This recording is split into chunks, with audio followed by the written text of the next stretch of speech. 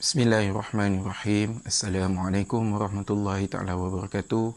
Alhamdulillahirrabbilalamin. Wassalatu wassalamu ala ashrafil anbiya wal mursalin wa ala alihi wa sahbihi ajma'in. Alhamdulillah bertemu kita lagi pada video kali ini.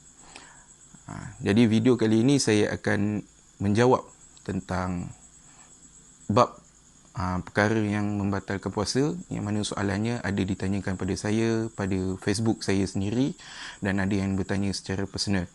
Jadi sebelum saya menjawab tentang perkara yang membatalkan puasa ni ataupun soalan yang berkaitan dengan perkara yang membatalkan puasa, ingin saya jelaskan pada video saya yang lepas saya telah menerangkan dan ataupun menjawab soalan berkaitan dengan niat puasa.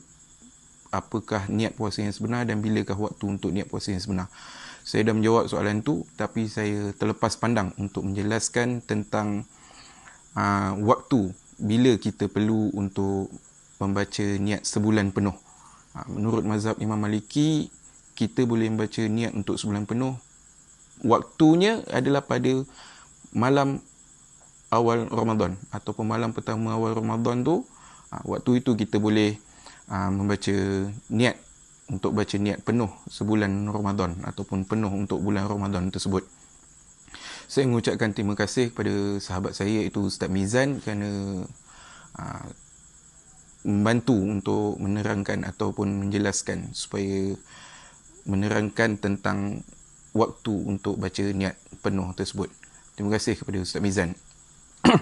Baik, soalan untuk video kali ini berkaitan dengan bab perkara yang membatalkan puasa. Ada 3 soalan yang ditanyakan pada saya. Soalan yang pertama, Ustaz, saya tidur dan mimpi makan dengan sengaja. Batal ke puasa saya? Maksudnya dekat sini soalan dia tidur pada siang hari, kemudian dia mimpi dia dengan sengaja makan. Dalam bulan puasa tersebut dia dengan sengaja makan. Apakah hukum dia? Adakah hukumnya batal ataupun tidak? Dekat sini saya nak menjelaskan bahawa hukumnya tidak batal dan puasanya tetap sah kerana ia hanya sekadar mimpi sahaja. Jadi bila berlaku dalam mimpi, kita makan ke minum ke dalam mimpi kita dengan sengaja ke tak sengaja ke, bila kata saja mimpi berlaku dalam tidur, itu tak membatalkan puasa. Dan seterusnya soalan kedua, apa hukum mengorek hidung ataupun mengorek telinga? Batal ataupun tidak puasa kita? Hukum mengorek hidung dan mengorek telinga ni, hukum dia tidak batal puasa. Malah dibolehkan untuk kita ni. Yang menyatakan bahawa tidak boleh memasukkan sesuatu perkara ke dalam rongga yang terbuka. Maksudnya memasukkan suatu yang jelas tu sehingga ke dalam rongga. Ni hidung kita ni ataupun telinga kita ni, dalam ni lubang ni hidung kita ni bukan masuk dalam rongga lagi, dia dalam lagi tu yang boleh menyebabkan sesuatu tu masuk. Contohnya dalam mulut ke, kita masukkan makanan sehingga ketekak, kita rasa ketekak masuk ke dalam perut. Itu boleh menyebabkan batal puasa. Tapi untuk berkaitan dengan mengorek hidung ataupun telinga, tidak membatalkan puasa.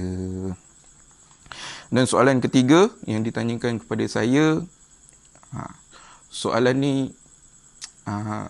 sensitif sikit lah. Bukan maksud sensitif macam mana, tapi soalan ni kita kena terangkan sebetul-betulnya.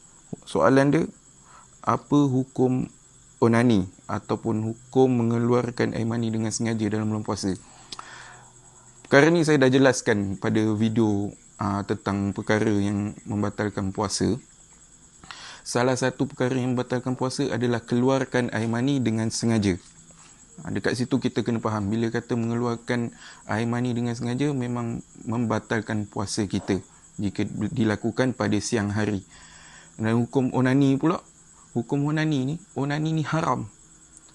Onani ni hukum dia haram. Kita mengeluarkan air mani dengan sengaja menggunakan tangan kita ataupun menggunakan tangan isteri kita ke, ataupun kita dengan cara melihat perkara-perkara yang tidak sewajarnya kita lihat yang boleh menyebabkan air mani kita keluar, hukum dia boleh membatalkan puasa kita. Untuk penjelasan lanjut tentang perkara ini, boleh lihat pada laman web Fatwa Al-Irsyad karangan mantan Mufti Wilayah Persekutuan, iaitu Al-Fadhil Sahibus Samahah Ustaz Muhammad Zulkifli, Ustaz Dr. Zulkifli bin Muhammad Al-Bakri, dan saya akan sertakan linknya dalam ni. Jadi untuk penjelasan lanjut tentang bab onani ataupun keluarkan air mani dengan sengaja ni, boleh lihat pada Fatwa Al-Irsyad tersebut. Dan itu sahaja untuk persoalan pada ni dan jawapan saya.